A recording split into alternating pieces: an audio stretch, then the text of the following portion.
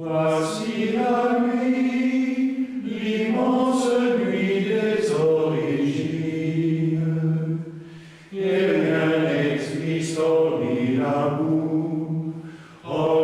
l'amour qui se dessine. En séparant le sable et l'eau, Dieu préparait comme un...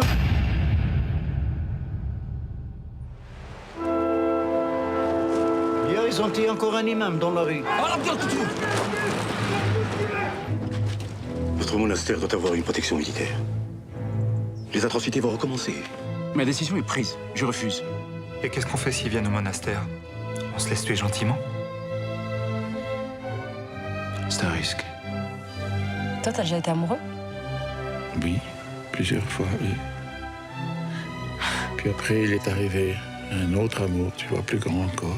Alors j'ai répondu à cet amour-là. Parce que ce village, elle a grandi avec le monastère. Pourquoi vous allez partir? Nous sommes comme des oiseaux sur une branche. Nous ne savons pas si nous allons partir. Les oiseaux, c'est nous. La branche, c'est vous.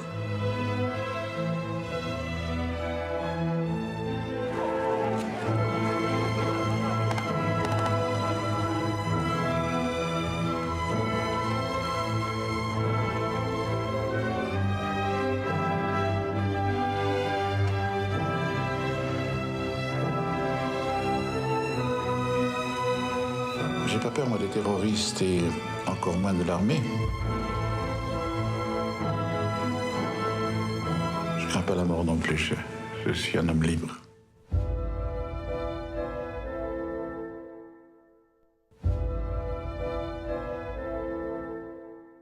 Ce qui me paraît extrêmement puissant dans ce film et presque miraculeux, c'est d'avoir réussi à faire un film qui ne fait aucun compromis sur les rites monastiques chrétiens, la théologie chrétienne. Lambert Wilson, à un moment donné, se lance dans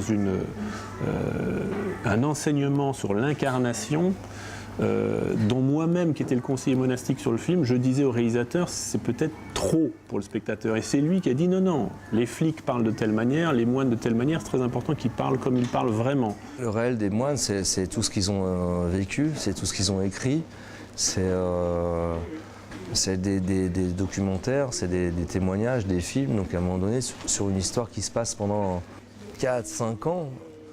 Et si on élargit à frère Luc, qui est là depuis 50 ans, c'est énorme ce que moi je dispose comme matériel, quoi. Xavier Beauvois n'a pas ajouté de musique. Il n'y a pas de musique additionnelle dans le film. La prière et le chant liturgique scandent la vie de tous les jours des moines. Alors il s'agissait de montrer que quoi qu'il arrive, de toute façon, ils poursuivaient leur vie comme si de rien n'était. C'était vraiment leur vie de tous les jours. On va faire une autre. Vous souriez un peu comme... Voilà. Bon, et ben voilà. Merci. Bon, allez, moi je retourne à mes occupations. Je crois que là, ils ont compris. Ils ont compris qu'ils allaient y passer et qu'ils l'acceptaient. Donc à la fois, il y a une paix et un sourire, comme ça, bon. Le Seigneur nous a mis dans cette situation-là. Notre choix est de rester dans ce que lui prescrit, c'est-à-dire de ne pas abandonner les gens et de mourir pour eux, oui. Oui, oui, il n'y a pas de plus grand amour que de donner sa vie pour ceux qu'on aime. C'est une des phrases clés des paroles du Christ. Partir, c'est mourir. Je reste. Michel? Personne ne m'attend nulle part. Je reste. Amédée? Je ne sais pas encore. Il faut réfléchir et prier ensemble.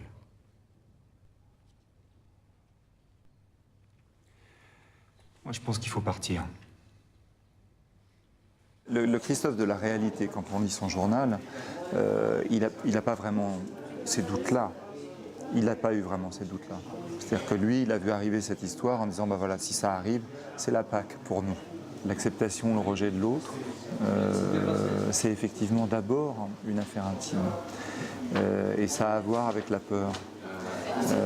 Ça a à voir avec la peur et ça a à voir du coup avec la liberté. Le film parle beaucoup de ça. C'est ce que raconte aussi le film énormément, c'est que celui qui n'a pas peur est un homme libre. Alors vous allez nous donner des médicaments? Nous manquons de médicaments. Tous les jours, nous soignons une centaine de nos frères musulmans. Assez! Vous n'avez pas le choix. Si. J'ai le choix. Nous ne pouvons pas vous donner ce que nous n'avons pas. Vous n'avez qu'à demander à vos frères du village. Ils vous diront que nous vivons modestement, avec seulement les produits de la terre. Vous connaissez le Coran? Et tu trouveras certes qu'il y a, parmi ceux qui sont disposés à aimer les croyants, ceux qui disent « Nous sommes des chrétiens ». Et qu'il y a parmi eux des prêtres et des moines.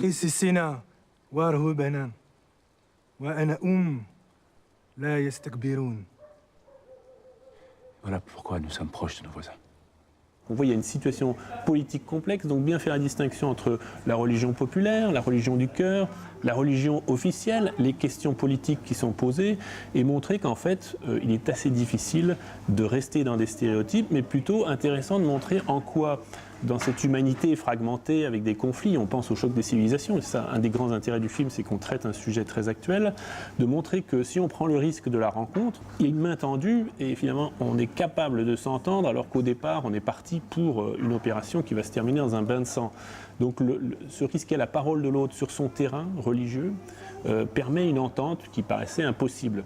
Ça arrive dans un contexte historique qui est terrible, hein, qui est déchirant, c'est-à-dire que c'est à un moment un pari qui consiste à tenir une petite bulle de paix au milieu de la guerre. On est martyrs pourquoi? Pour Dieu? Pour être des héros? Pour montrer qu'on est les meilleurs? Non, non, non. On est martyrs par amour, par fidélité. La mort, et si elle nous prend, c'est malgré nous. Parce que jusqu'au bout, on va essayer d'éviter. Notre mission ici, c'est d'être frères de tous. Et rappelle-toi, l'amour espère tout. L'amour endure tout.